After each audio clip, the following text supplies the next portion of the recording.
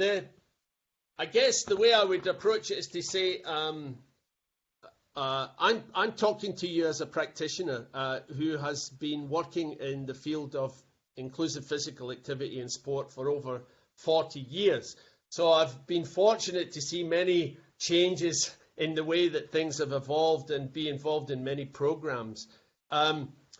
Theory is very important in establishing in terms of norms, what people can do and what they should be aspiring to do.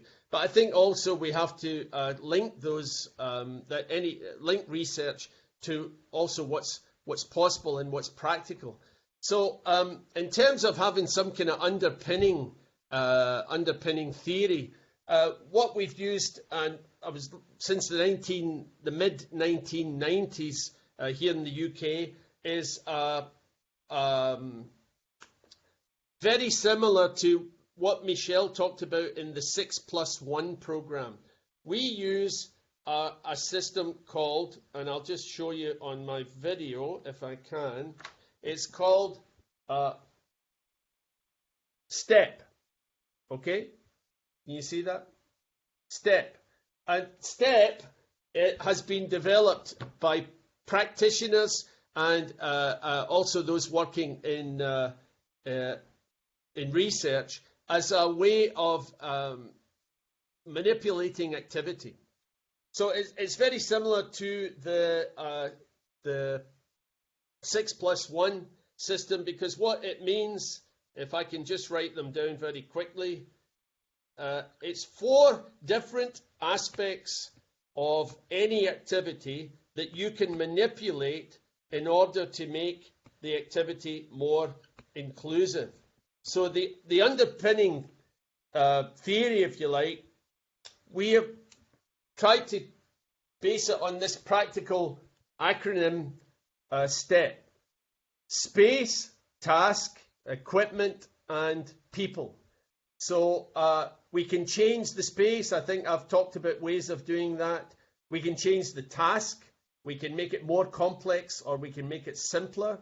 We can change the equipment, so we can use adapted equipment, or we can use regular equipment in an adapted way, or we can change the way that people interact with each other. I think, again, in my examples, I showed some simple ways in which people can interact differently by changing the playing space. So STEP is what underpins and has done for about 20 years or more our approach to inclusive physical activity here in the UK and also in other places where we've spread this concept.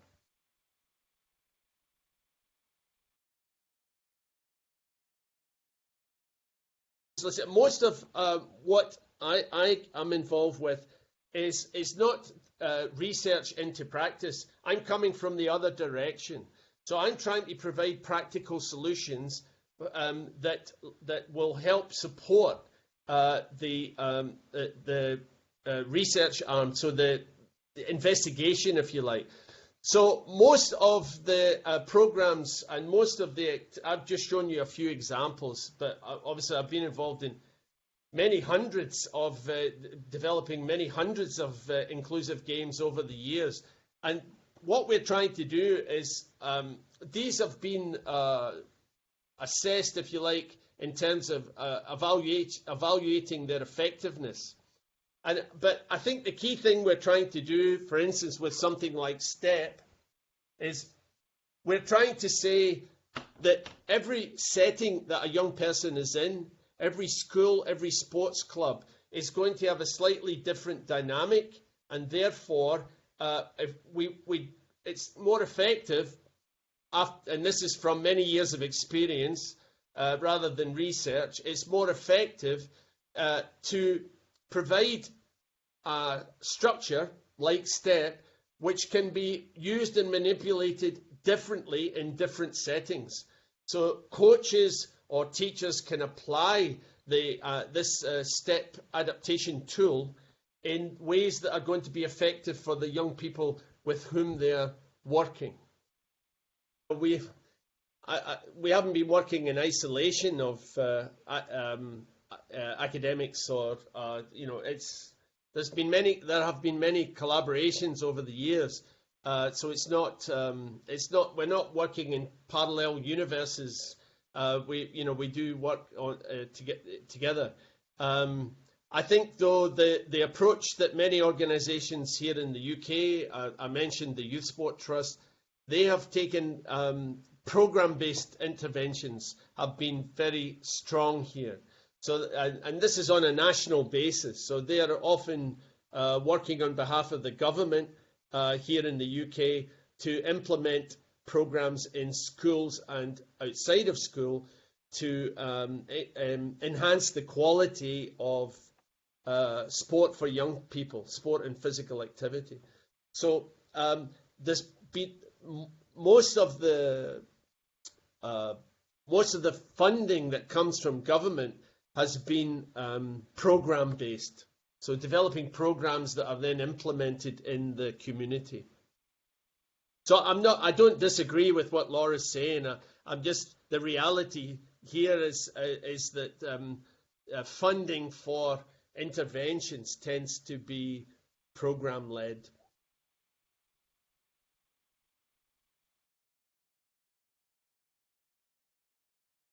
Approaches in terms of the fun aspect is something I mentioned earlier, is to develop skills challenges. So in other words, instead of having competitive games where two teams play each other, I was trying to show earlier how this can be possible with mixed ability, and just using the example of space. But I think in the context of trying to provide activity that is fun-based, one solution, it's not the only solution, is to develop skills challenges. So rather than have teams playing each other at, say, basketball, you can develop a kind of circuit or of different challenges.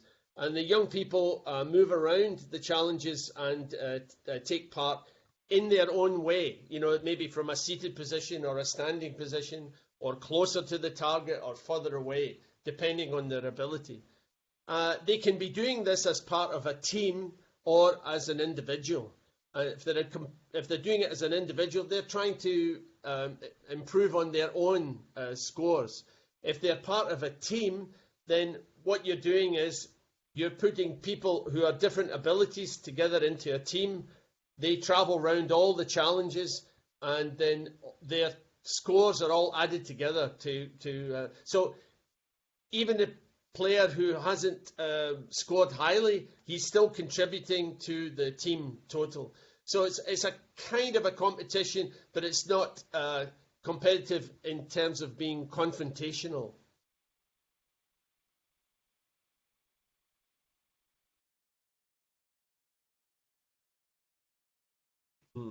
Yeah, reducing competitive principles in an inclusive setting definitely is a good way to start. And maybe one example from one project that I read about, namely the handball project. For example, they adapted some rules. They play in it is a competitive play. They have scores, they have record keeping, but they have some rules that they adapted so that, for example, every player can only score 3 goals. So you could still have the competitive aspect, but it would still be fun and enjoyable for everyone due to this rule. Okay, maybe just one example.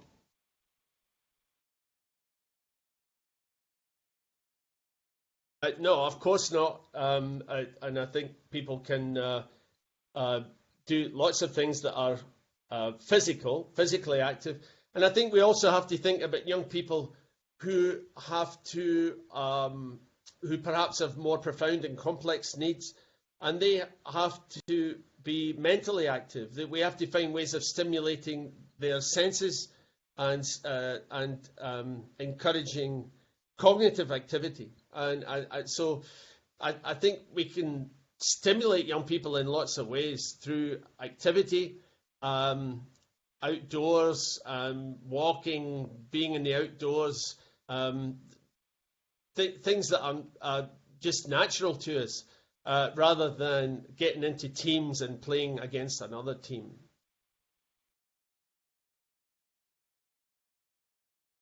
I think it's channeling this in a constructive way.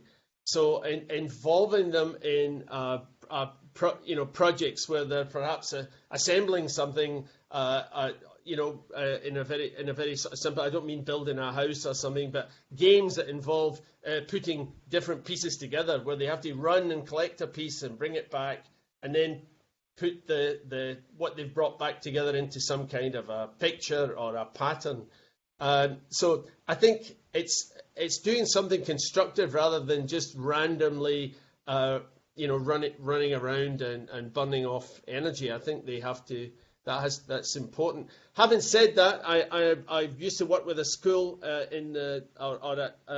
where the young people who particularly were on the autistic spectrum, they used to, before they went into class, they would go into the gym and exercise vigorously, sometimes just running around the gym or doing something very vigorous in order to calm them before they went into the classroom. So they started each day with something very physical so that when they got to the classroom, they were calmer and they could focus for a while on the classroom subjects.